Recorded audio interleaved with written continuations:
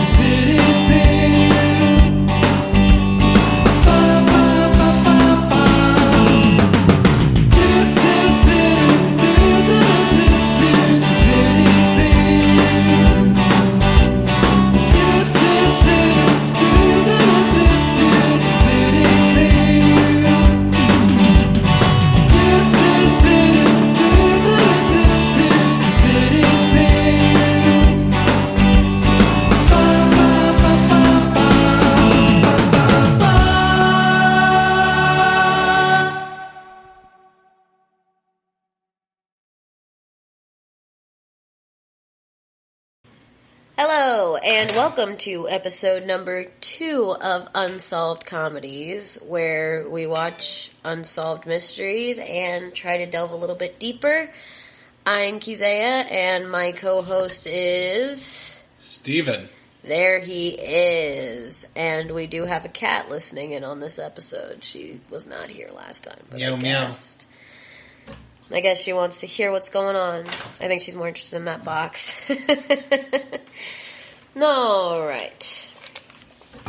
So, there it is. The case we're talking about today is 13 Minutes, which is the second episode on the Unsolved Mysteries playlist. And it addresses a woman by the name of Patrice Endres. What did you think of the coverage of the case on the episode itself? To be honest, compared to the last episode, this wasn't nearly as interesting as a case. No, I think it was pretty shitty. There was no evidence. It was honestly just a bunch of hearsay. Yeah, they didn't, the other one had a very unique, death. The way it happens is completely a mystery. Mind you, this is also a mystery. Right, it is a mystery. This girl, we don't know what happened to her. Disappears within 13 minutes. But, 13 minutes is... Calypso, could you not, please? Thank you, Mommy's recording. No, but this case is a little bit unique that way as well, where 13 minutes is a quick time to just disappear and just be completely gone.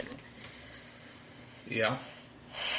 Yeah, it is, but yeah, it wasn't as compelling of a case. It wasn't. I will agree with you on that. It really wasn't. And like I said earlier, this case was mainly hearsay. They said it themselves, there's next to no evidence. They're basing everything on, this guy doesn't have an alibi and he's done a crime similar, and this guy admitted to it but then retracted his statement. Like, it's weird.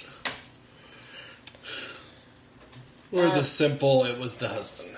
I think it was the husband. Spoiler alert, I think it was the husband. I think the husband was a dick, but I don't know if I think he did it. We'll talk about why I think he did it. Alright, well. So let's talk about the case itself. The case itself happens on April 15th, 2004. She drops her son off at school. Patrice does. Her son Pistol, which is a fucking awesome name, by the way.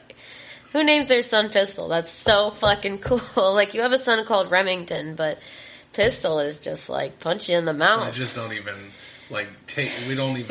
we just skip the subtlety and just, like, let's name our son after a gun. Let's do it. It's a pistol. He's a pistol. Yeah, that's a nickname your drunk, racist uncle gives you, not...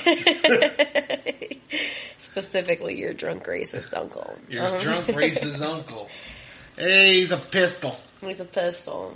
But Pistol Black is his name. Oh, jeez.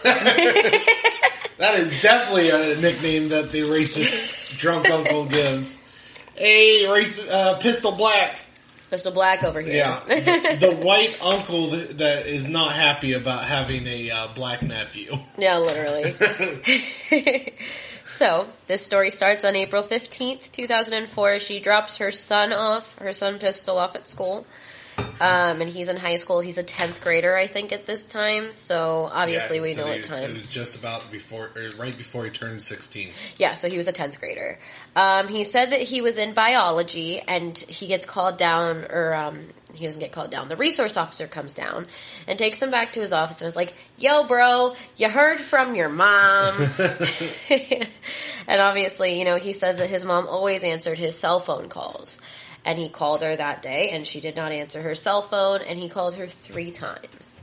So he assumes something's wrong, but he doesn't assume that something bad has happened at this point. They take him to his mother's salon. She did hair. In fact, Pistol says she had a passion to do hair, which I think is, obviously pretty cool. And at that point, we see the timeline, right? The register's open. There is money missing. Her purse is on the counter. Her lunch is in the microwave. And this information comes from Mitchell Posey, not really sure. But he's a special agent that's in charge of this investigation. There's no blood. There's no drag lines. There's very little evidence. And her husband, Rob, is at work when Patrice goes missing. He made sure to tell us that. Her vehicle was out of place. Her vehicle normally is parked next to, I guess, her hair salon. And at this time... In the back. Huh? Yeah, it's normally parked in the back. And at this time, it was you could see it at the front of the building. But it wasn't in front of the building. It was off to the side. But if you were driving up to the front of the building, you could see her car, which I guess was unusual. Well, they suggested that it seemed like maybe she moved her car to give someone a jump or something. Right. They do say that they did a thorough search of the salon, and Patrice was gone. She was not there. And Nancy, I believe Nancy is a friend. We have so many people. I mean, if she was there, this is a pretty short episode. It is. Nancy is a friend of Patrice, and she says that Patrice would never leave Pistol. But Pistol did mention something a little bit strange. Pistol said that his mother asked him about 2 weeks before all of this happened. She asked him, if something ever happened to me, where would you go? And he says, I don't know, I would go to my dad's. So obviously he's that's a weird-ass question to ask, but... So what are your thoughts on that? I think we learn later on in the episode that Patrice was talking about divorce. She was not happy in her marriage. I think that Rob maybe caught wind of it. I think she was planning to leave with her son before she divorced Rob, because she probably knew that Rob objectified her, and she probably knew that Rob didn't like the idea of her hanging out with anybody else, let alone leaving. So I assume that Rob killed her because she was talking about divorce, and she had an off feeling, which is why she asked Pistol where he would go. So you think that she considered the possibility of her husband being willing to murder her? I definitely think she did. I mean, we'll talk about it later in the case, but there's definitely some red flags here. There's definitely some things that, he talks about when he pulls out her ashes. He's like, oh, she's my teddy bear. That's objectifying language. And yes, I understand that it could be sweet, but it is an objectifying way of speaking about her. And he seemed very comfortable with doing that. So it seems like that's the way he did talk about her when she was alive and when she was with him. In fact, his sister, or her sister, her friend, her son all say that he was way too protective.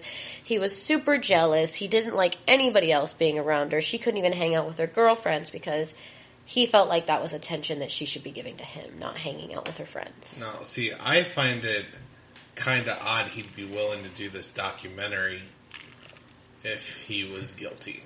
But wouldn't that be the best way to go about it? Why would I go on Unsolved Mysteries if I killed my wife? Why would I do that? I mean, sure, I guess, but... I mean, there's a whole bunch of lies. I was watching YouTube just before this, and I was watching a channel called Plunder, which I believe is a true crime investigation type YouTube deal. And she actually puts a Facebook post up on screen that is put up by supposedly some kind of family member or married into the family member of Rob Endress. And we'll get into that in a little bit, but there's definitely some lies that make him stick out like a red fucking thumb in this episode. Thank you for that, Calypso. We're going to have to lock the cats up the next time we record. So let's go over the timeline. At 8:50, her first client arrives. It's 8:52 right now. Hey. I mean, it is in the evening, and this was in the morning. Well, you know. Whatever. Just notice that. That's kind of weird. So at 8:50, Pam Shepard, Patrice's first client for the day, arrives, and she says that Patrice is very distracted. Which is very odd for Patrice. Normally, Patrice is very focused. She's very, on point. She wants to talk. And Patrice is very distracted, which is odd. At 11:05, Pam leaves, so that leads me to believe that they probably talked for quite a while, besides doing her hair. Maybe she had a color done. I'm not sure. She was there for a while. At 11:10, Paul Cantor, who is another client for a haircut, arrives, and he leaves at 11:27, so he wasn't there very long. She gets a phone call at 11:35 that lasts 2 minutes, and she gets off the phone at 11:37. And the customer that called said Patrice was very short with her, snipey, which, again, according to all of these people, is extremely unlike Patrice. She was a very kind-hearted, sweet woman. Why would she be short? I mean, of course, everybody has bad days, but they said they had actually never heard her talk like this. And between 11:37 and 11:50, there's an unanswered call. At 11:50, there's an unanswered call. So there's our 13-minute window that she disappeared in. 11:37 to 11:50. That's 13 minutes. And that's when the police were called. Because the customer that had the unanswered call actually called the police, or somebody showed up for their hair appointment and she wasn't there, something like that. Somebody called the police because it was just odd. And the police got there, and they were able to go through her phone and find out that these 13 minutes appear to be where Patrice went missing. See, this is interesting. I wonder if maybe it wasn't 13 minutes that she went missing on. Because you said she was very short on the phone. Which suggests to me that she knew something was going to happen. Something was happening or was already happening. Right. What are the chances that she was being held at gunpoint or something and was told to get off the phone? I mean, that is some very odd behavior. Potentially. I think it's more likely that she maybe got into a fight with her husband, because that's something that, according to Pistol, happened very often. They would get into fights. Maybe her husband called her on her cell phone, or maybe her husband popped in for a minute, was like, hey, you need to do this when you get home, and she got pissed off. He took off, and she gets on the phone. It could have been anything. Honestly, I think the husband killed her. Except, didn't they say that the husband was working, and they confirmed that? They did, but they said that it was very unlikely. Yeah, they said it was very unlikely, but he could have done it. There was a possibility, and it didn't erase murder for hire. They said that it didn't erase murder for hire. But I tell you what, if I'm hiring someone to murder my wife, I'm not calling my wife and getting in a fight with her before she dies. I'm giving you no reason to suspect me. That's fair. I mean, like I said, it could have been anything, but maybe she got in a fight the night before, because it does say that at 8:50, when she had her first client, she was also distracted. They said it was very weird that she was short and distracted, okay? So that means if she's been arguing with her husband as often as everybody seems to say, wouldn't this be something that happened more frequently than just one day? I mean, I guess. Maybe that morning. Which leads me to believe something was going on already.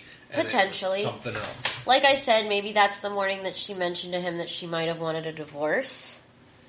And nobody knows really what happened that morning, because Pistol wasn't home. He was already at school. You know, she could have, after she dropped Pistol off at school, gone back home and been like, hey, we need to talk, before Rob went to work. And if Rob found out then that his wife was planning to divorce him. And we'll get into a couple of other things later. But he might have just said, you know what, fuck it, I'm not fighting for her attention, I'm just going to kill her. And then I can have her forever after that. They'll find her body, and I can have her forever. That's a quick decision if he was just told that day about divorce. I mean, I don't know. Could have happened, could have not happened. I'm telling you what, based on what we've seen, what happened, it sounds Imagine if she came to him, though, and said, hey, you and I aren't working out. I don't like the way that you treat me. I'm tired of us fighting, and I don't like the way that you treat my son. I'm leaving you, and I'm going to go back and get with my ex-husband. And that's what I'm going to do, and there's nothing you can do about it. He might have just snapped. Because, like I said, we'll go into some other things later, and we'll find out why it wouldn't be so weird for him to make these decisions. Okay, let me ask you this. Crime of passion is what you're going with? I don't know if I'm going for crime of passion. I'm going for crime of abuser. So, like, an abuser, if I'm in an abusive relationship, like, let's say that I'm dating some guy and he's horribly abusive, which isn't the case. My boyfriend is wonderful. But let's say that this happened to me, and I decide that I'm going to leave, and I threaten to leave. More often than not, when you threaten your abuser with leaving or divorce or I'm going to go somewhere and take the kids and you can't do anything about it, most of the time, if that person dies, it was the abuser, because the abuser will make a split-second decision, because abusers are smart, they're narcissists. A lot of times they have that mental capacity to be like, fuck you, you're not going anywhere. I kind of feel this feels a little too clean to be a sudden decision. I mean, I feel like it's too clean to be an armed robbery. Oh, I don't think it's a normal armed robbery. I don't think that either, but I'm just saying that this was done clean. There was no fighting, no arguing. There was no mess of the... if there was fighting and arguing, somebody cleaned it up real quick in 13 minutes. Right. I mean, who's to say that he actually cleaned it up in 13 minutes? That's just the time that they look at. Because I don't think that the police were actually called until, I don't remember exactly what time they said, but the police weren't called at 11:50. They concluded that 11:50 was when she went missing because she answered the call at 11:35 and didn't answer the call at 11:50. If she had been there and maybe was in the bathroom, that would be a different story. But that's how they concluded that she went missing in those 13 minutes. That doesn't mean that the person came in and left in 13 minutes. It just means that he put her in the car, and if there was a fight, he cleaned it all up. But he probably put her in the car or had her held hostage or something first. I don't believe that it happened in 13 minutes. I believe that at the point that she was at in 13 minutes, she was told she wasn't allowed to answer the phone. It's just very clean. Yeah, which is why I don't think it was some serial killer off the street that just happened to pop in and decide that he was going to kill that woman that day. You mean someone who has had practice doing this kind of thing? I guess in my opinion, this guy that they're trying to pin this on, his name is Gary Hilton, the serial killer that they're trying to pin this on, didn't know Patrice. He'd never even seen her picture before. So obviously, like, this guy, and Gary Hilton as a serial killer was very clean and very collected. He would wait for his victims. He would camp out somewhere, wait for his victims, watch them for several days, and then he would attack them. If he's never even seen her picture, I highly doubt that somebody with that kind of serial killer MO would just decide to pop in one day and kill this girl. And how do we know for a fact he hadn't seen her picture? I mean, that's the same thing as saying, how do we know for a fact that her and Rob didn't get into a fight the morning before or the night before? We don't know for a fact. I didn't say they didn't get in a fight. I'm saying that this seems very clean and quick for just recently finding out she wants a divorce. I don't think that Gary Hilton did it. I'm not saying Gary Hilton did it. It doesn't fit his MO. I have his MO written down here. He was good at conning people out of money, and they don't have an alibi for him. Oh, and Gary Hilton. Wasn't he the guy that he said that he actually did go inside? No. That's another guy. Gary Hilton has said that he never met this girl. He's never even seen her before in his life. The only reason that they say he might have done it is because he was good at conning people out of money, and there was money missing from the register, and he was a serial killer, so he had killed before. But his serial killer profile doesn't fit. He camps out, he waits for his victims, he watches them, and then he kills them. And he sometimes will dismember them in a nearby woods. And her remains were found 10 miles from where she was, which is about a 10-minute drive, and if he's not driving, that's a little ways to go to put a body away. He's not driving? Because there was a car found. I mean, he could have been driving, but we don't know that for a fact. The car driving fits with Jeremy Jones's story. He claims that he went into the store, he talked to Patrice, and he told her he needed to jump. But Jeremy has also recounted his statement, and he said that, let me see if I can find what I wrote down about him specifically. Actually, I screenshotted it, I didn't write it down. He recounted his statement. He said that he initially lied. Okay. It says, and this is from express.com.uk, and it says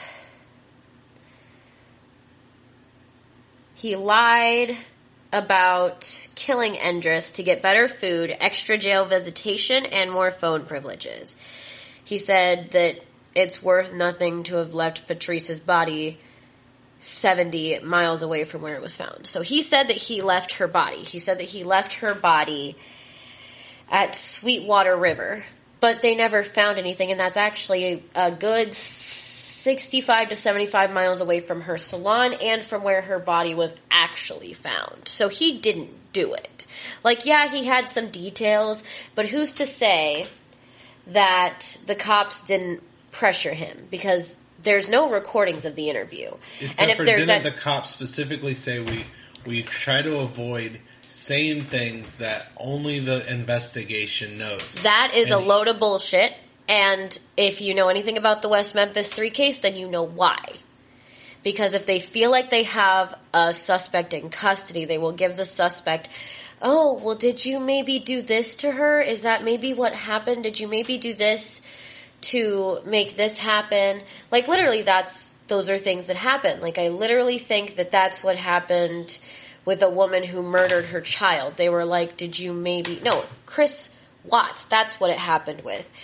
The prosecution pushed him. Now, I do know that Chris Watts killed his kids, but they did push him. They were like, oh, well, did Shanann maybe do something that made you feel like you had to kill her? Like, they do push people. They definitely push people, and it's not unknown that they do that. Well, let's pretend the police do their job properly. Let's pretend. Him knowing exactly how those cars were laid out. Probably was on the news. Probably was on the news. Let's be real. There were police cars everywhere and cameras at her nail salon, or at her salon the day that she went missing. Pistol tells us that. Okay. But who's to say that he wasn't watching the news that day? Because at that point he was in jail, I think. Except for when the police got there, that second car was gone. Mm-hmm.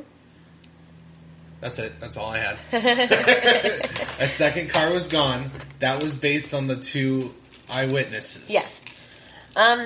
Which, if the police are doing their jobs, that's not on the news. But sometimes the police don't do their job. So we're just going to ignore and just flat out say this guy who has quite a bit of detail on the case, but just happened to lie about where he threw the body. Let's look at his statement. Like, again, this is from theexpress.co.uk. Jones ended up taking back his confession later that year, saying to NBC 15 News, "There's detectives out there who've worked this case for years and years, and they're so bound and determined to put me in here, put me in there, and question me about this." Okay, let's see the hard evidence, let's see the facts. So, he clearly doesn't, that's not something you say if you did it and have already confessed. I think he confessed because sometimes if you confess to certain crimes, you can take time off of your sentence, you can get a lighter deal, you can get moved from a maximum security to a minimum security. There's rewards for prisoners if they help in current investigations. Do not get that twisted. There's definitely rewards for prisoners that, cooperate. And that's why he said he lied in the first place. He lied to get better food. He lied to get more phone privileges and more visitation with the people on the outside that he was related to and close to. So those are plenty of incentives if you're in jail to do what he did. Fair, but I think it's unfair to just flat out say he did not do it. I'm not saying he didn't do it. It's completely It's very possible he lied about recanting. I mean, potentially, but I feel like if that's the case, then wouldn't the body be where he said it was? If he's going to confess, he may as well confess to the whole thing. Maybe he just wanted to fuck with the cops. He might have just wanted to fuck with the cops, but he could have also confessed to just fuck with the cops. Now, I don't really have a great explanation to why he would lie about where he put the body. If he's going to confess, he's already incriminating himself. The cops could have said, hey, if you know anything about this case and you tell us, we'll do this, we'll do that, we'll do this, which is their job. It's their job to get justice for people. So they could have said, hey, you're having a tough time in here, bud. You want some cigarettes? Do you want some of this? Do you want some of that? If you tell us what happened to this girl, we might be able to get you those things. Do we know exactly why the police talked to this guy? Did he come to them saying he had information, or did the cops come up to him? They don't say in this article, and they don't say in the episode of Unsolved Mysteries either. So I think that matters.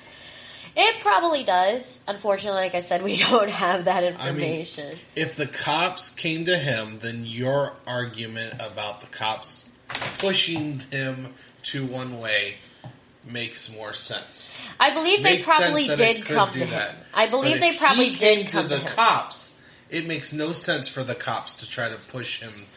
I believe he probably came. I believe the cops probably came to him. And the reason I believe the cops probably came to him is because the cops said that they already suspected him because he had sexually assaulted hundreds of women and killed some of them, if not all of them. So they probably went to him and was like, hey, you know this girl? Is she one of those women that you sexually assaulted and murdered? Is this possibly something that you did? If you tell us about it, it makes more sense for them to come to him and say, hey, you're a suspect in a crime. You have no alibi for this particular day. Here's this woman's picture. Did you know her?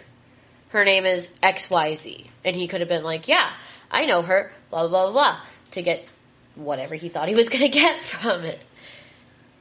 It doesn't make sense. A little bit of both.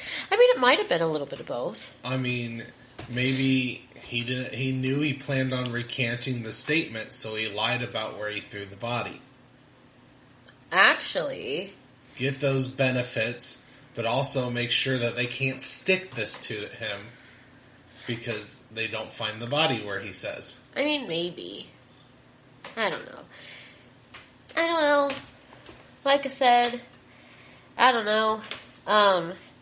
Let's talk about some of the things that we know for facts. Don Black is Pistol's father, and that's where he went to stay because Rob's an asshole. He's an asshole. Rob is definitely... Don't get me wrong. Just because I am arguing the fact that it might not have been him, this guy is a dick. He's an absolute... Ooh. He's a terrible stepfather. So, Pistol didn't like Rob. And you actually have a lot of experiences with, good stepfathers, as you're a pretty damn good one yourself, huh? So you probably know that saying I didn't see a future in an 8-year-old is probably not what you should say. I think it will. I think it will. But Pistol says that he didn't like Rob. His mom married Rob in 1997. I believe it was in May of that year. And after the first year, Rob was super mean to Pistol. And Pistol's like 8 or 9 at this time. And let's not forget that Rob is 20 years Patrice's... No, he's straight up a douche. He's a douche. He's 20 years Patrice's senior. He's 20 years older than she is. She's 30, he's 50. And That's not why he's a douche. He's just a douche. Well, we do hear that Rob was a very jealous man. And Rob would say mean, crude, nasty things to Pistol. His friends would hear it. He would have to explain that to his friends. It says that Patrice did talk about divorce. That's something that Pistol talks about, is that his mother came to him about 2 weeks before all of this took place and was like, hey, we're about to get the fuck out of Dodge because this Rob guy is not it. I made a mistake. We're about to have to dip. And it looks like from the way that Rob is acting, I could see why she would think that. I mean, Rob also thought that Pistol took all of his attention. He felt like he was competing with an 8-year-old. An 8-year-old. Like, 8-year-olds need a lot of attention. You're 50. Figure it out. Like, I don't know. I guess, like, how do you say to somebody, why are you giving your son so much attention? Like, how do you say that to a woman, a mother? I don't understand. I mean, kind of depends on how you word. If you're babying him too much, that's also can be considered a negative parenting. So, if he wasn't such a douche, there is ways where that conversation might be possible. Right. And logical and something that's needed to be said. But Rob did also push a lot of, he projected. He was like, oh, Pistol was so jealous that I was with his mom. No, he wasn't. Oh, no, he's a shit. He was an 8-year-old. He's a piece of shit. He doesn't even know, like, he doesn't get that. You know, he just wanted his mom. That's it. It says that Rob locked Pistol out the day after his mother went missing. What kind of a fucking douche-ass person of a man changes the locks? And this is why I think Rob did it. This is one of the main reasons. If he honestly thought that Patrice was just missing and she might come home, why would he change the locks a day later? He already knew she was dead. He already knew because he changed the fucking locks. Okay, fair argument. But I know if I was going to kill my wife, I would definitely not lock out my stepson because that really makes you seem a little guilty, doesn't it? I mean, I don't think he gives a fuck. He also lies about having insurance on Patrice. If you watched this episode, he says he doesn't have any insurance on Patrice. But, like I said, I went to a YouTube channel by the name of Plunder. Go check her out. She's got a lot of really good true crime videos. But she pops up on the screen this Facebook post by somebody with the last name Endress. And she says that it's probably somebody that's either married into the family or a relative of Rob's, right? So let's read this post. Any crime guru mamas on here? Episode 2, 13 minutes, is about my husband's former stepmother's murder. So her husband must have been one of Rob's children. His dad, Rob, is all over the episode. My husband and his dad have not talked since the funeral. His dad is an ex-special forces, extremely smart and manipulative, a narcissist, and was very possessive of his mom as well, and lied a couple of times on the episode. I would love to discuss theories. Do you remember where Rob says he meets Patrice? Sure. Where? If you remember, tell me where. I don't remember. He says he meets her in the hair salon. Okay. But this Facebook post says, Rob did not meet Patrice in a hair salon. He was bald. Which we can see in the video. He didn't need to go in there for a haircut. He met her at a strip club. Patrice was a stripper. Which makes sense because she was a single mom at the time. And unfortunately, strippers make a lot of money, you know? He did have life insurance on Patrice, and none of the family got any of it. Rob kept it all. He's basically a trained liar, which would make sense if he really is ex-special forces. He changed the locks the day after she went missing, and Patrice's Patrice's ex, Chris Pistol's father, got out of prison that year, and they were best friends and talked daily. Rob was a jealous man. And at the end, he says, now I have her, and that's a good thing. Okay. So if all of that shit is true, what does that say to you about Rob? But where's the... You were telling me the earlier that witness reports don't mean shit. Well, witness reports... You are telling me that you're basing your entire theory on a Facebook post that... Is it verified that this person's related? Are any of those things absolutely true? I haven't said that they're absolutely true. But if they are true, it gives a lot of insight into the way that things probably They had actually other people went down. that they interviewed, and if he did not meet her at the hair salon, and mind you, yes, he's bald on the video. Guess what? Number one, bald guys still go get haircuts unless they're completely bald. And two, this was when he was younger, so yes, he might have had hair at the time. I mean, you can look at him in the photos at their wedding, and he doesn't have that much hair. Not enough hair. But he has hair on the sides, doesn't he?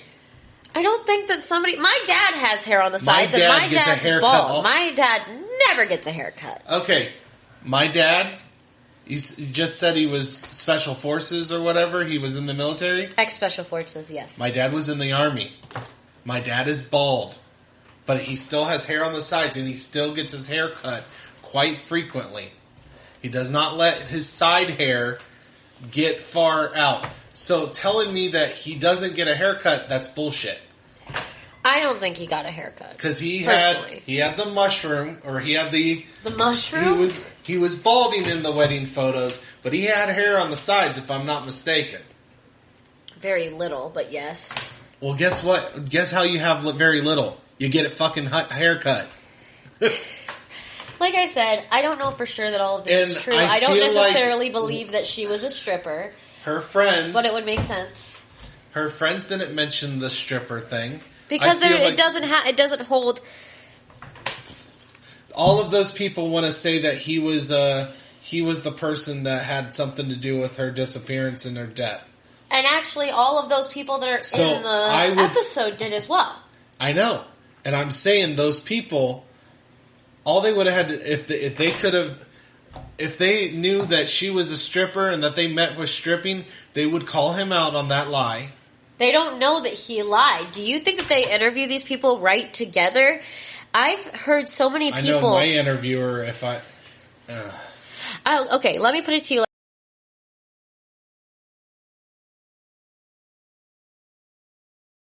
like this. 2020 is... about as well known as Unsolved Mysteries, right? When, like, the 2020 Unsolved Cases or whatever, they do true crime as well. There's a case out there that we're actually thinking about covering. It's called the Alyssa Turney case. And in the Alyssa Turney case, her sister is on a 2020 episode with her father. And Sarah herself has come out and said, I was so pissed off because there's things that they didn't show me. We didn't know certain things until the episode aired, so I couldn't even speak on those things because I didn't know that they had happened. Like, there's a huge thing in that case about how her father picked her up from school early that day, and Sarah said she didn't know that until after the episode aired, and it probably would have affected the way that she felt about certain things. But they don't tell people that. They want to get everybody's individual ideas. So they might not have known that Rob said that he met her at the hair salon. I personally don't really believe the strip club thing because Pistol didn't mention it. He said she had a passion for doing hair. Is it possible? Yes, she was very pretty. We saw that in the video. But I don't think the strip club thing actually happened. But I do believe that all the other things are true. You want to believe the rest of the stuff. You want to believe the stuff that goes with your narrative is true. However, but that part's not true. That questions the entire Facebook. And also, is it confirmed that that's even someone or just someone trying to get their 15 minutes of fame. Like I said, if it's true, it explains a lot. And we already know that Rob lied. We already know there's other sources besides just that Facebook post that do confirm that Rob did have life insurance on Patrice. How? They literally go into detail. Like, I don't remember exactly where they were. They were just kind of articles I read in passing when I was researching. But there are articles that confirm that he did have life insurance on her. And in the episode, he says, she's 38. Why would I have life insurance on her? So Unsolved Mysteries didn't check to see if he was telling the truth or lying about that. But the rest of the world has it on the internet. And Unsolved Mysteries didn't bother to see if that was true. I don't think any of this came out until after the episode aired. Why would anybody... He never said before that he didn't have life insurance on him. When they were interviewing him, he said that he didn't have life insurance. Now, if I'm an interviewer, I'm listening to that and I'm thinking, that's weird. You brought that up. I would be checking. But nobody had to make the point until after he lied about it. If you tell me right now, that was live? Was that episode live? No, but nobody would have known that he said it until it got released. Except for the person that interviewed him. Except for the person cameras, the but people nobody that were talking online to him. would have known to put the information out there is what I'm trying to get across. They wouldn't have known that they needed to correct this guy because the information was out there. You don't think people have ways to check that? That should be public record. That should be something... It's not public record. My grandmother worked for an insurance agency where she put out life insurance claims for years. And that stuff is not public record. So it's not easy to find out. No, it's really not that easy to find out. But all these people on the internet know. Because probably a family member came out, like maybe Pistol, and was like, hey, he did have life insurance on my mom. But he probably didn't know he needed to make a point. They talked to Pistol. Why wouldn't the interviewer ask Pistol there? Who's to say that Pistol isn't the first one that they interviewed? And they interviewed Rob later, so they wouldn't have known to fact check with Pistol. I'm making a TV show. I'm getting all my facts straight before I make the show. But this is a reboot. It's not being made by the same. It's not being made by the same people. It's new people. These people. It doesn't matter. All I'm saying is that these people. If I'm a credible interviewer, I check these things before we do it. Okay, but that doesn't mean they're not necessarily credible. This episode, like I said, is a lie. But these people on the internet are credible. I'm not saying they're credible. Stop putting words in my mouth. All I'm saying is that.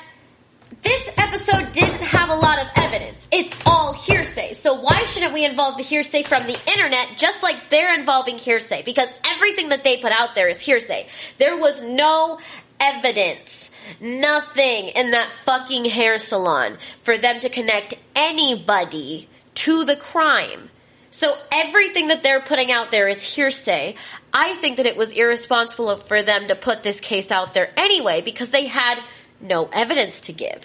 Literally, this whole episode was, I think this, I think that, I remember this, but I remember that. And they're contradicting each other. Unsolved Mysteries, they put these cases on, and then they have people call and give information to try to solve the mystery. Okay, but all I'm saying is that they didn't have any evidence. So... yes, they might be trying to solve this mystery, but you can't come at me and be like, oh, well, if they're credible. Well, they're clearly not credible because they didn't have any evidence for this shit. The only evidence that's out there is Patrice's remains, which prove that she's dead. So, evidence... the crime scene's not evidence. The crime scene didn't have any evidence. The crime scene didn't have any evidence. If you remember correctly, they literally said... missing money from the cash register. Missing money from the cash register. Considered evidence. That's one piece of evidence. Her purse was on the counter, so if they were really going to steal her shit, wouldn't they take her purse and any money in her purse, too? Did they say that there was money in that purse? They didn't say that there was anything in that purse, but the purse was left on the counter. If I'm stealing money, I'm just grabbing anything that potentially could have money in it. I'm taking money out of the register, and I'm taking her purse, because who knows? She's a hairdresser, which means she makes tips. She could have hundreds of fucking dollars in that purse. Or you say, hey, give me the money in your purse. I don't think that that's how that happened. If she was kidnapped and taken, which is what we're assuming happened, she didn't leave willingly, as we're all saying. Wouldn't you? But there was no drag marks. I don't think she left willingly, but she could have very easily been at gunpoint and said, get in the car. Okay, I'm not saying that didn't happen, but I'm not saying... I also don't think if that happened... Like, if somebody says, get in the car, I'm grabbing my purse. Because my purse probably has my phone in it, and phones have triangulation tracking. If my kidnapper specifically tells me not to grab my purse because it has a phone in it, because they know that it's got tracking. But her phone wasn't in her purse. They found her phone. Her phone was on the counter with the cash register money. So, like, somebody could have taken that phone out, put it on the counter, also could have taken the money out. I mean, you're trying to explain to me why some serial killer that admitted to it and then retracted his statement and then gave the police bad information. You're trying to explain to me why he did it in comparison to the husband, but there's no evidence to point in either direction. The husband could have just as easily been like, give me the money out of the cash register, we're going to make this look like a robbery. Sure. It's not necessarily, like I said, there's no evidence in this case. This isn't like the Ray Rivera case where we have evidence. His flip-flops were found. His cell phone was found. There was a phone call made to here. This piece of evidence was found. His car was found. This isn't that case. Her car was found. Her car was found, yes. Her purse was found. Yes. This is all evidence. But it's not no evidence. This is all evidence. Literally directly out of the fucking special agent's mouth. There was very little evidence in this case. Very little evidence. Very little evidence. So they gave us the evidence. Very little evidence, not enough to make a conclusion. That's why they were pulling at fucking straws. None of these are going to have conclusions. It's unsolved motherfucking mysteries. I'm just saying that's why they were grasping at straws, trying to pin people who have no connection to her on a murder.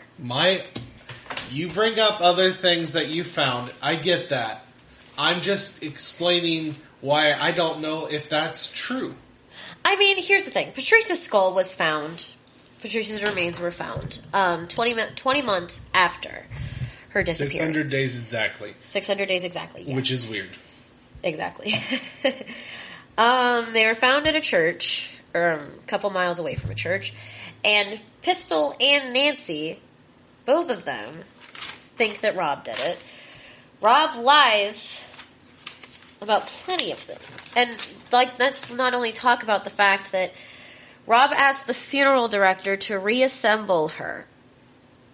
He asked them to reassemble her. He didn't invite her son.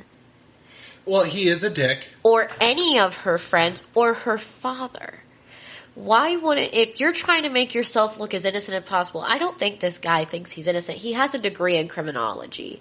I think that he just thinks he's smart enough to get away with it, quite personally, myself. So far, he's succeeding. But he asked the funeral director to reassemble her, and he walks around with her skull, he says.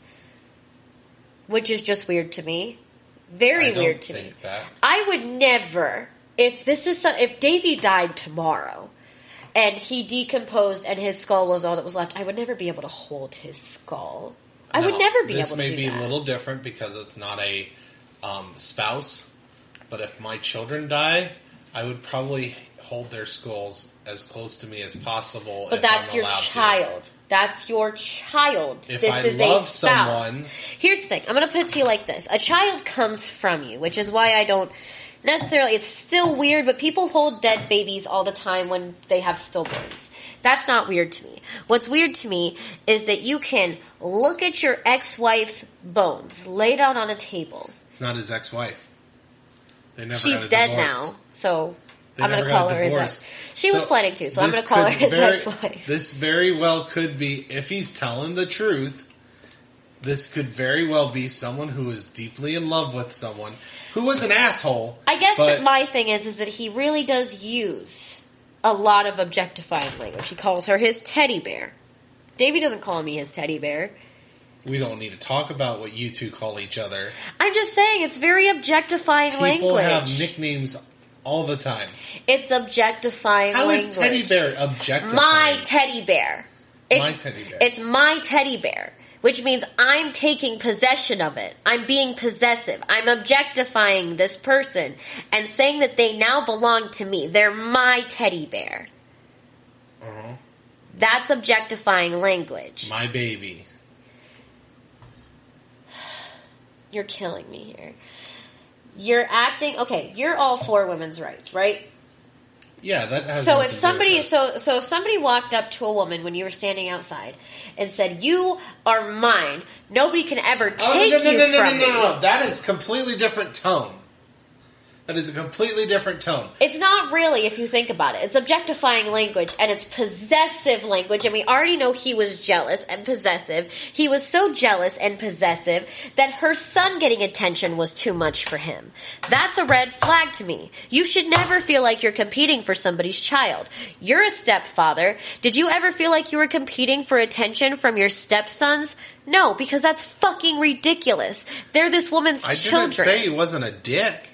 But it's more than being a dick. It's thinking he has ownership of this woman. It's not about, oh, I'm not a dick, so I don't feel like I need to compete with my wife's son for attention. It shows how possessive he was. And other stuff, yes, but saying my teddy bear. I mean, I guess where you could say that's a nickname. That's about context. I mean, it could be about context, but he also says at the very end of the episode, I have her now, and that's a good thing. I will not share her ashes with anybody, especially Pistol. He's being possessive of her. No, that was a really... Even after he's died. Shitty. You have to look past it being, oh, he's just a dick, oh, he's just this, oh, he's just that. He's being possessive, and she's already dead. And if he really loved her, and I'm going to put it to you like this, my mother was not very close with her dad. She loved her dad to death, but she was not very close to him. When my mom's dad died, she had him cremated. He went in an urn right away. If he loved this woman, if he loved Patrice... Why is she still sitting in the plastic piece of shit fucking box that he was given her ashes in? That's what they gave it to him. But you buy an urn. Every person I've ever met that's had somebody die that they love dearly, his teddy bear, right? Even the woman that ate her husband's ashes on My Strange Addiction had an urn for her husband. If this is somebody that you love, you buy them an urn. You don't leave them in a piece of shit plastic box, which is what he had. And he's had these ashes. He even said himself, I've had these ashes for a long time and I'm not going to share them with anybody. He's had the ashes for... Opened it, no, that's bullshit. Because he opened it enough to sleep with her plastic box. He said that Unless he's stuck with the box. He slept with the plastic box because... If he slept with the cardboard box, it would have fallen apart by now. He said he never opened the plastic box. He kept her in the thing that she was already in. But then why didn't he have her put in an urn? I don't know why people do what they do. It's just extremely weird to me. I've never met somebody that claims that they love somebody so fucking dearly, so much, and they don't even take the time to put them into an urn. You don't even take the effort, the time, the effort, and a little bit of money, because not all urns are expensive. Not all urns are expensive. To put her into something better than a plastic piece of shit box. Maybe he felt like keeping her in her final resting place was the best way to keep her safe. I think that that's bullshit. Because if that's the case, then why did he ever let them pull her bones up from where they were? That's her final resting place. That's where she was put after she died. That's bullshit. Well, I don't think we really need to go into predictions because you've flat out told me what you think happened. I mean, I'll be honest. We're probably going to get a lot of shit for this episode because it's literally just been you and I arguing back and forth. Yeah, this hasn't been much comedy. But there's no evidence. There's no evidence to say that I'm right, you're wrong, you're right, I'm wrong. There's no evidence here. I didn't say there was. I'm saying that I'm trying to play devil's advocate here. You play devil's advocate in a way that pisses me off. I'm just pointing out. You're non-yielding. It drives me crazy. I just don't want to flat out say that, a Facebook post is the deciding factor. I mean, it's not just about the Facebook post. It's about the fact that I really had a problem with all those things, why not call the number? I guess my thing is, if I really thought that he was guilty and I had ways to prove it, why didn't this person call the number? Because she probably doesn't have any post? proof. If what she says is true, she's part of the family, so she has no paper proof that says he had life insurance on her and he kept it all. But it's something that would have been known within the family. There's no paper proof that says, well, he did this. He met her at a strip club. There's no paper evidence. But I do know that he lied about that. So call the people. That's say, hey, stupid. You may want to investigate this. You have more resources than I do. Maybe investigate Maybe this person doesn't want to flood the lines when they know they don't have proof. Maybe they're hoping that somebody else with more proof than them has the same information. There's much worse people that call that have much less. That doesn't mean that there's not good people that don't want to flood the lines. But they want to make a Facebook post. I mean, honestly, like, do you want her killer to be caught, or do you just want to? She probably doesn't want to start any shit in the family. If this Facebook post is real, she's part of this. It could be. I'm not saying it's not, but if this Facebook post is true, then everybody in Rob's family probably knows he did it, but also probably don't want him caught because he's part of their family, and they don't want the shame that comes with having somebody in prison. No. I don't believe that bullshit at all. Are you kidding me? They downright bashed him throughout the entire episode. Not his own family, and this would be coming from his own family. His last name is Endress. That is Patrice's married name.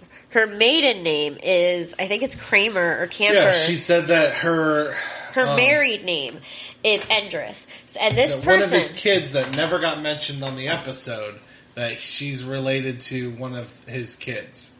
I'm just saying. Like I said, I didn't find this information myself. I got it from another source. I got it from Plunder on YouTube, and she could have not fact checked it, and that's fine. But at the end of the day, if that Facebook post is real, it raises a lot of questions for me, because it's not unbelievable that he would be ex-special forces and have a degree in criminology. Those two things probably go together. Yeah. And he does have a degree in criminology, so he probably would know how to get away with it if he did it. That's all I'm saying. I'm not saying anything else. I'm saying that it looks really fucking fishy. If you just think that your wife's missing, if you just think that she's gone for a couple of days, why would you change the fucking locks? He already knew she was dead. That's the way that I feel.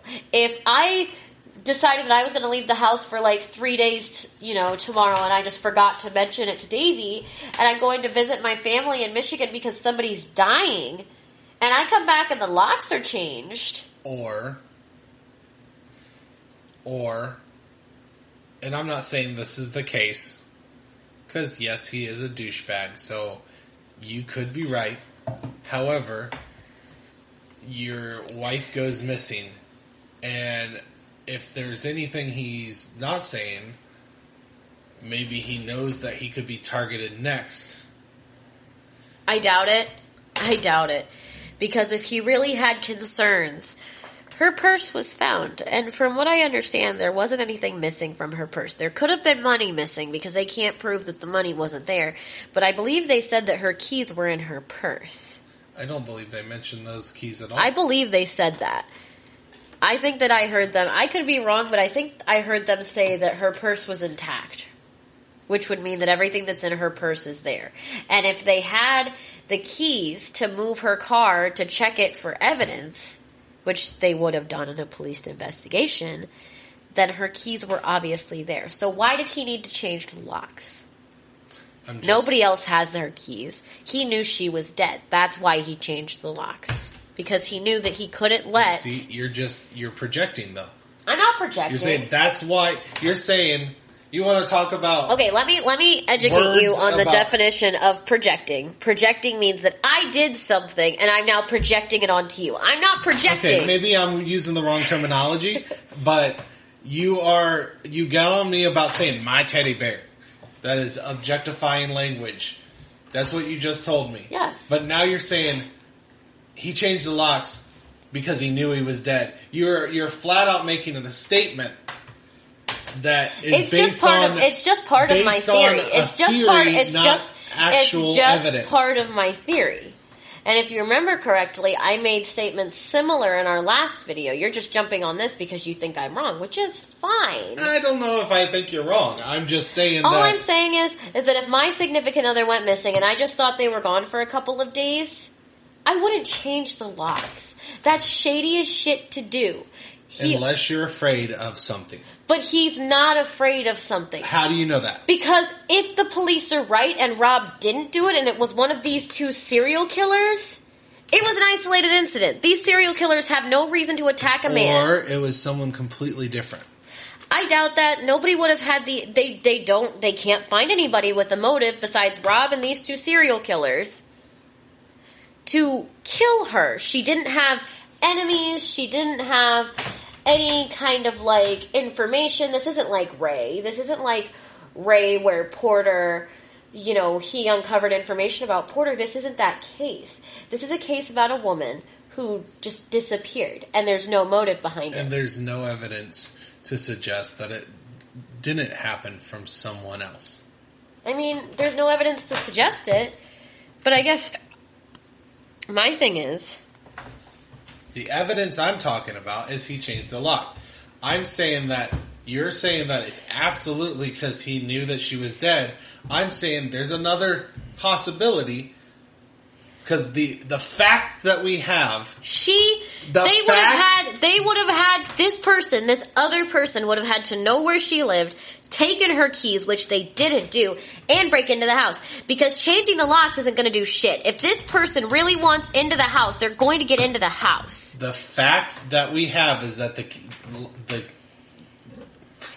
the doors, the locks were changed. That is the only thing that's a fact in our conversation. Yes, I'm not saying that what I'm saying is a fact. I'm saying it's part of my theory. You don't have to jump down my throat you are jumping down my throat because I'm saying... giving you another explanation. Okay, but... You're saying that that's the only... No, that's not what I'm saying. I'm saying this is my assumption. I'm not saying it's the only explanation, but my assumption is that he changed the locks because he knew she was already dead. And I'm giving you another possibility. Let me tell you, if this is really somebody that he should be afraid of, they're not going to let changed locks stop them. Because the only other person that had locks or keys to get into the house is Pistol.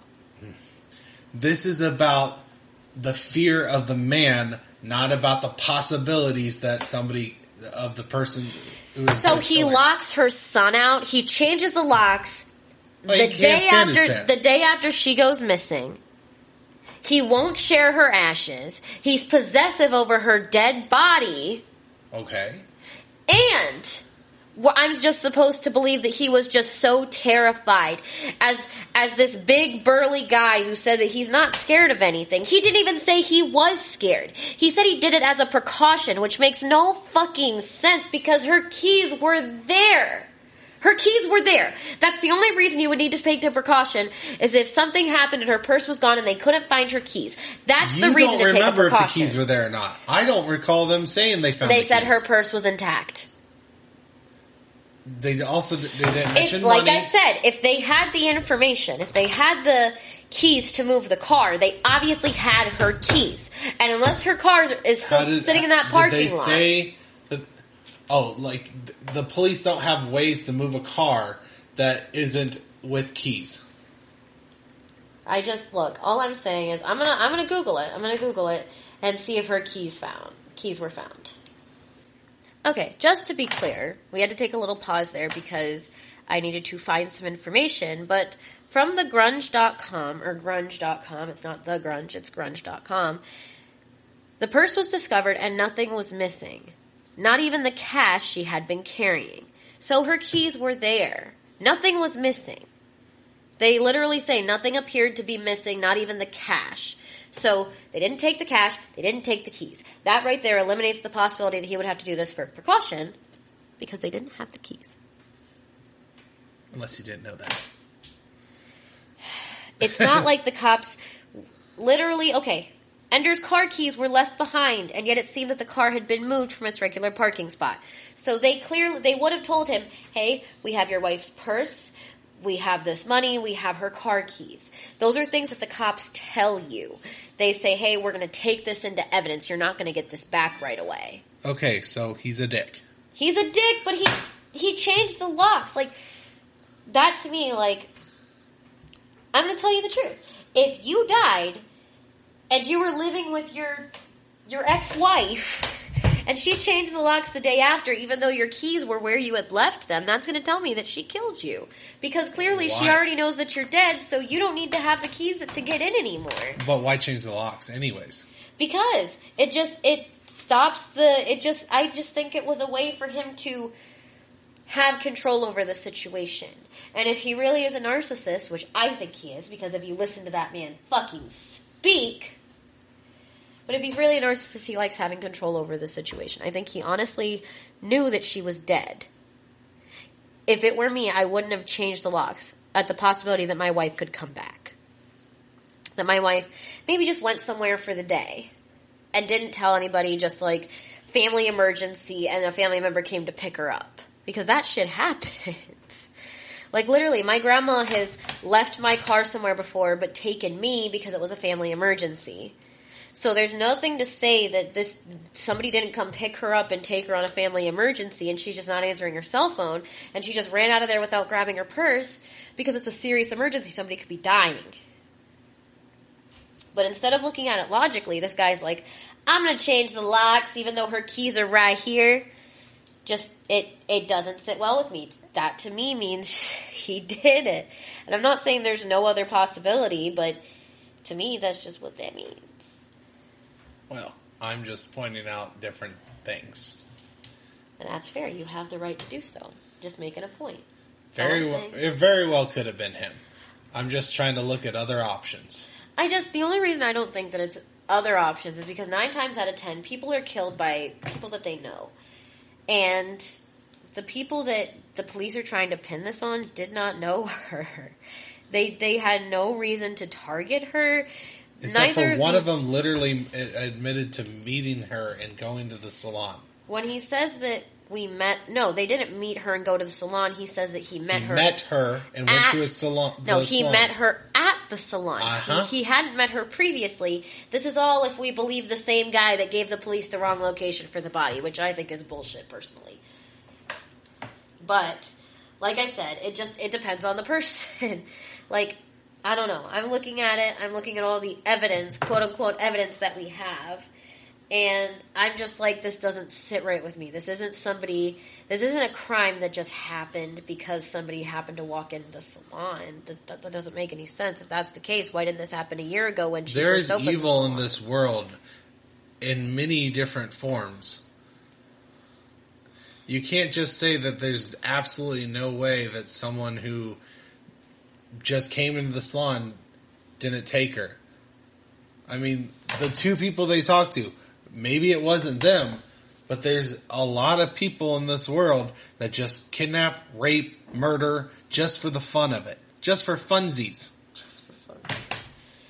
Like I said, I'm not saying there couldn't be any other option. I'm just saying that this is what I think, and I'm entitled to that opinion. I didn't say you weren't. Now, what I will say is that I apologize very much, guys, because this podcast has probably not been very eye-opening. This has just been a lot of arguing, and like the episode was, in my opinion, I don't know if you agree, but the episode was a bunch of, I say this, he says that, she says I did this, and I say I didn't do that. It was a lot of he said, she said, hearsay shit. And I feel like that's what this podcast was. Well, we're on brand. On brand. On brand. Literally, he said, she said. That's what we should have called this podcast. Well, I am trying to just look at the evidence, look at the things, look at what's being said, and give other options instead of just flat out saying, well, this is what happened. Well, if it was that easy, this wouldn't be an unsolved mystery. It'd be a solved one. All I'm saying is I won't be shocked if this case gets reopened or they do another investigation into the case and they find out that Rob did it, because what kind of jackass says that he doesn't know for sure that his wife's dead, but is going to change the locks. That's stupid as shit. Unfortunately, the police can't go and arrest someone because he changed the locks. Well, he's guilty. He changed those locks. Let's go on in. Sprinkle some crack on it. Yeah, you can't. That's the problem. No, I'm not saying they should prosecute him on the basis. He's a dick. I'm not saying he's done some shady ass shit. I'm not saying. Unfortunately, none of it is proof that he did it. Like I said, I'm not saying that they should prosecute him based on this information. I'm just saying I don't trust this motherfucker. Not for a goddamn second. Like, I just can't. Like, I'm literally listening to this guy. New Carol Baskin. He literally is. Like, and that's honestly, like, the Plunder, the YouTuber that I was watching earlier, said that a lot of people feel like this guy is the new Carol Baskins. Well, like, we don't like Carol Baskins. Here at Unsolved Mysteries, we say, fuck Carol Baskin. Fuck Carol Baskin. Fuck That bitch Carol Baskin. That bitch Carol Baskin. I believe she did it. Like, let's just take a side road here. Do we believe that Carol Baskin's whacked her husband? She killed her husband. She's crazy. Look at those eyes. I don't know if I believe that she fed him to the tigers as like one whole piece, or if I believe that she put him through the meat grinder. I'm not sure which part I believe. I don't know. Her saying, "Well, if I was going to do that, I would cover him in sardine oil." Sardine oil. And I don't know. Like, I feel like Carol Baskins did that shit, and I feel like Joe Exotic shouldn't be in jail because she did that shit. Joe Exotic's in jail. He didn't even do anything, and Carol Baskins killed her husband and is walking free. Joe Exotic did some things. And now, like, did you hear that? Now Carol Baskins has control over Joe Exotic's zoo. Yeah. A lot of people are saying that Jeff Lowe, or whatever the fuck that guy's name was actually like her first husband, helped her kill her second husband, and then helped her fuck over Joe Exotic, which I would not be shocked to believe, because Jeff Lowe was a fucking dickhole. There was a lot of dicks in that show, including Joe Exotic. But we're not the Joe Exotic Tiger King podcast. We are the Unsolved Comedy. No, I'm just saying. I just thought that was a fun little side note to take. That's right. Fuck Carol Baskin. That bitch Carol Baskin. All right. Thank you guys for listening. If you guys want to get a hold of us, we are on Gmail at unsolvedcomedies.com. You can hit us up at Dragon Blazers Production fan page on Facebook. And if you would like to find me on Twitter, I think I gave you the wrong Twitter name last time. I am Zaya Sudo at princess_Jimmy on Twitter, if you guys need to find me there. And we will see you in the next one. So long, farewell, auf Wiedersehen, and goodbye.